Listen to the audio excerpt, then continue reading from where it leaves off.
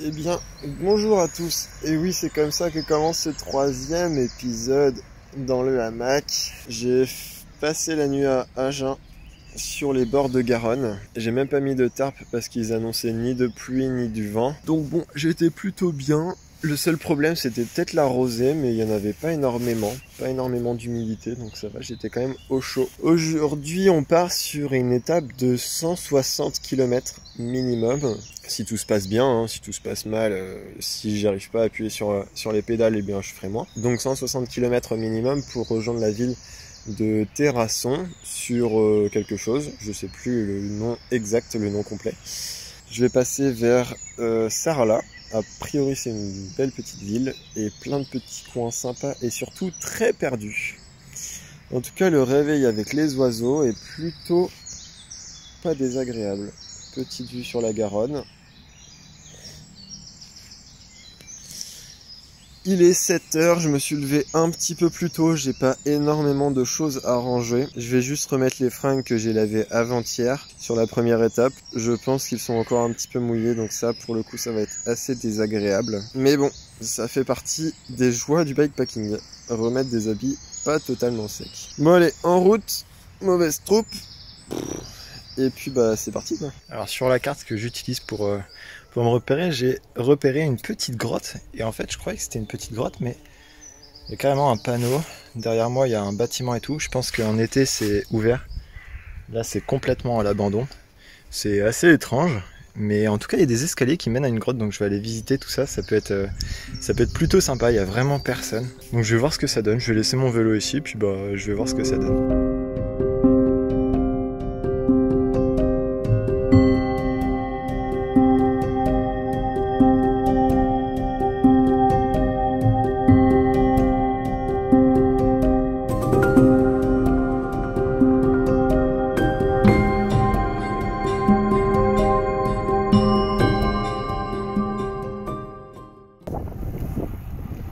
Pujol-le-Haut, un des plus beaux villages de France.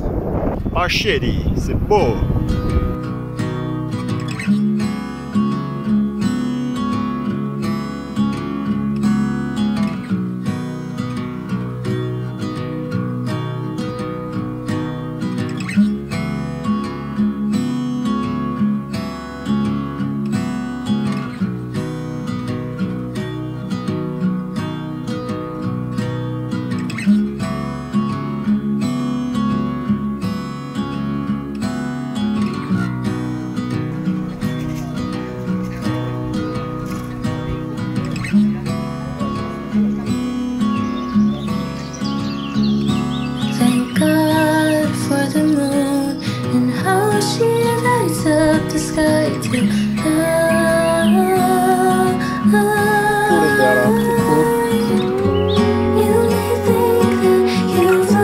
Les coquins ils ont voulu faire la pancarte. Ah je me suis fait plumer à la pancarte de Belvès par 2 coquins en VTT.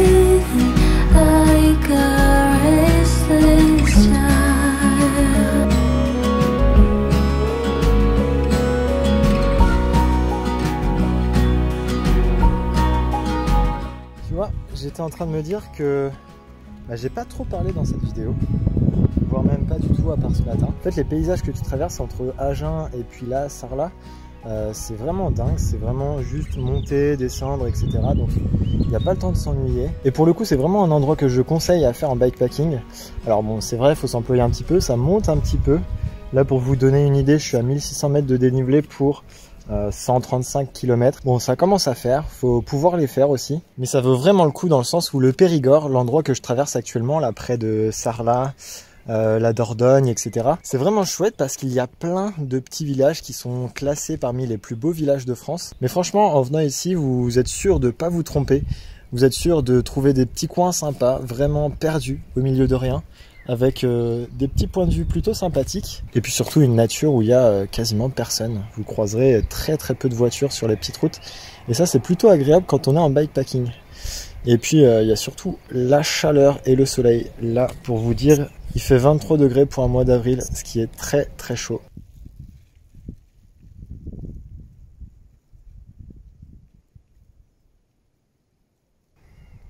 Et voilà, j'ai terminé après 166 km, je suis arrivé à Terrasson-Villedieu. J'ai établi le camp, alors peut-être que vous allez rien voir parce que c'est à contre-jour. Ah si, c'est bon.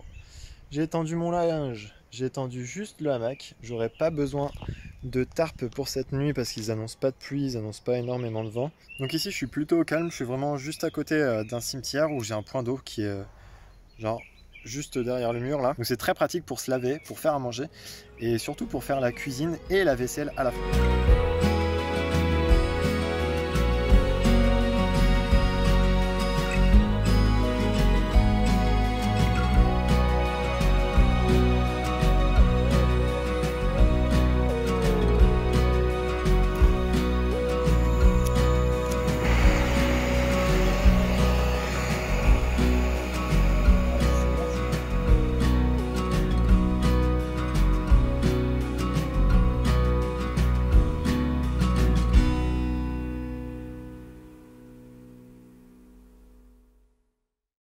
Alors je voulais profiter justement que mon repas soit en train de chauffer pour vous raconter un petit peu dans cet épisode comment je fais pour m'alimenter en bikepacking et comment je fais aussi pour m'hydrater. Alors je vous en ai parlé dans l'épisode d'hier, j'utilise ceci pour l'hydratation. En fait c'est juste des tablettes comme ça que vous mettez dans un bidon avec de l'eau. C'est des tablettes effervescentes, c'est des tablettes de la marque Hi5 avec 0 sucre, c'est pas du tout sponsorisé. Il y a bien d'autres marques qui doivent être sans doute meilleures, sans doute moins chères. Je pense notamment à la marque Decathlon, Aptonia, qui en font aussi, mais par contre le packaging est un peu plus gros, donc en bikepacking c'est un petit peu moins pratique on va dire. À l'intérieur, qu'est-ce qu'on retrouve ? On retrouve du magnésium, du potassium et du sodium. Très rapidement, c'est ce qui vous sert à bien vous hydrater, surtout le sodium, c'est ce que vous allez perdre dans la sueur. Vous allez retrouver aussi des vitamines C qui vont aider à réduire un petit peu la fatigue et surtout, vous allez retrouver un tout petit peu de caféine, ce qui va vous permettre de rester un petit peu éveillé sur votre vélo, ce qui est plutôt pas mal en bikepacking, surtout si vous faites des assez longues distances. Alors moi, ce que je fais, c'est que j'utilise une tablette dans un bidon et les 2 autres bidons, je laisse de l'eau pure. Finir sur le côté hydratation, mes points d'eau, je les trouve principalement quand je prépare mon trajet. Alors ça va être le sujet de la vidéo de demain d'ailleurs. Quand je prépare mon trajet, je fais en sorte de trouver des points d'eau ou des cimetières. Typiquement, les cimetières, ça va être vraiment votre oasis. Vous allez trouver de l'eau, elle va être souvent fraîche et potable. Sinon, vous pouvez toujours demander dans des bars ou restaurants, ils vous servent de l'eau sans problème et gratuitement. Ensuite, la nourriture. Alors, je vais vous donner 2 exemples. C'est mes 2 exemples à moi. C'est-à-dire qu'il y a plein de manières différentes de manger en bikepacking. Vous allez sans doute trouver la vôtre. Vous allez peut-être utiliser mes exemples, puis vous adapter ensuite par rapport à ce que vous préférez. En tout cas, moi, j'ai pas la science infuse. Je vous donne juste mes 2 exemples à moi. C'est-à-dire 2 exemples de comment moi j'ai fait pendant 2 de mes voyages en bikepacking. Alors, la première, pendant mon tour de Bretagne, j'avais acheté quelques lyophilisés. Des lyophilisés de la marque Decathlon, encore et toujours. Vous en avez pour 6 €. Ceux-là, c'est des végétariens. C'est les seuls, malheureusement, qui sont végés. Sinon, vous en avez plein d'autres avec de la viande, par contre. Le goût, c'est plutôt bon. En vrai, ça fait le taf. Et puis, je peux vous dire qu'après 150, 170 km, vous êtes content de manger.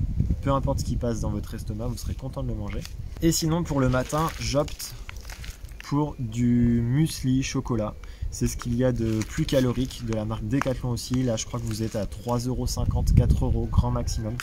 Donc un dîner et un dessert, vous en avez pour 10 €. Sinon, ce que j'ai fait pendant mon tour de Bretagne, c'est d'acheter un paquet de spaghettis de 500 grammes parce que c'est long, c'est fin, ça prend pas de place moins que des coquillettes ou moins que, je sais pas, des penne par exemple. Et le fait que ce soit allongé, ça se met bien dans la sacoche arrière, donc c'était très pratique. Et à ça, j'ai rajouté un pot de beurre de cacahuète que j'avais glissé au fin fond de ma sacoche de sel. Bon, ça va peut-être vous dégoûter, mais je mettais du beurre de cacahuète dans mes spaghettis. Donc ça me faisait une source de protéines, une source de calories énorme. une source de matière grasse aussi. Ça me permettait de pas manger mes spaghettis crus. Et en plus, quand je m'achetais du pain, je pouvais me faire des tartines. Et ça, franchement, c'était le pied. Ça prend pas énormément de place. Et par contre, c'est super bon pour les végétariens. D'autant que ça se conserve au sec. Alors que toutes les sauces qu'on pourrait mettre dans des spaghettis, ça se conserve pas du tout. Donc ce que je faisais sur mon tour de Bretagne, en général, c'est que je mangeais mon lyophilisé du matin. Donc mes céréales, mon muesli au chocolat le matin. Le midi, je mangeais pas, en fait, je grignotais, j'allais dans une boulangerie, je m'achetais des petits trucs que j'avais envie, soit du salé, soit du sucré, soit les deux, un mélange des deux. Et le soir, je me faisais mon lyophilisé ou mes pâtes au beurre de cacahuète. Donc voilà, c'était à peu près ma routine que j'avais pendant le Tour de Bretagne. Sinon, ici, deuxième exemple, comment je fais pour ce bike trip en avril.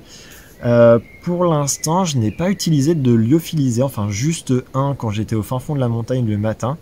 Sinon, ce que je fais, c'est que tous les matins, j'essaye d'aller dans la boulangerie de la ville d'à côté parce que j'essaye de dormir pas très loin d'une ville. Bon, sauf la première fois où j'étais vraiment très loin d'une ville et là, j'ai utilisé un lyophilisé. Et le soir, ce que j'essaye de faire, c'est d'être près aussi de la ville pour manger soit un McDo, c'est pas très bon, je sais, mais ça fait toujours plaisir, soit un Subway, enfin quelque chose qui se mange assez rapidement, qui n'est pas trop cher aussi. Et ce que je fais au milieu de la journée, c'est soit je mange quelques cacahuètes, ce que je faisais aussi sur mon Tour de Bretagne. J'apporte toujours un paquet de cacahuètes, noix de cajou, noix, etc.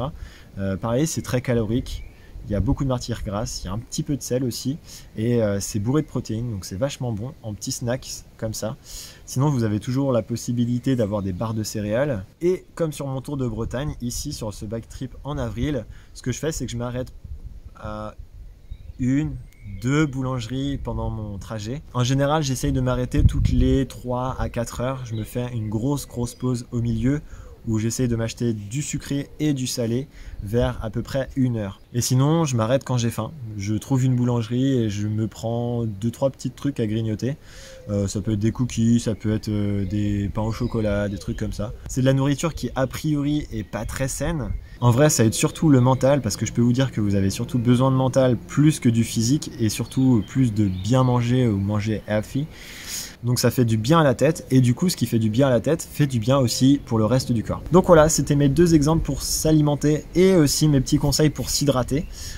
J'espère que ça vous sera utile. Honnêtement, si vous pensez que ça peut être une méthode pour vous, eh bien faites-le, lancez-vous et voyez si vous vous y retrouvez, si ça vous convient. Et surtout si vous vous y retrouvez budgétairement, parce que bon, ça peut être un prix de mettre de l'argent dans des lyophilisés ou alors de s'acheter tout le temps des choses à manger, surtout le soir et à la boulangerie. En tout cas, la solution la moins chère, ça reste quand même le paquet de pâtes avec le beurre de cacahuète, mais c'est un petit peu redondant pour le coup et niveau mental, ça aide pas trop de toujours tous les soirs manger des pâtes un peu sèches avec du beurre de cacahuète. Donc voilà, à vous de jauger, de trouver le bon exemple, le bon compromis. Donc voilà, on se retrouve dès demain pour de nouveaux conseils, pour une nouvelle aventure en bikepacking, toujours avec une vidéo un peu chill, tranquille, toujours dans son jus, sans trop de montage. Allez, ciao, bonne nuit. Moi, je vais bien dormir. Allez.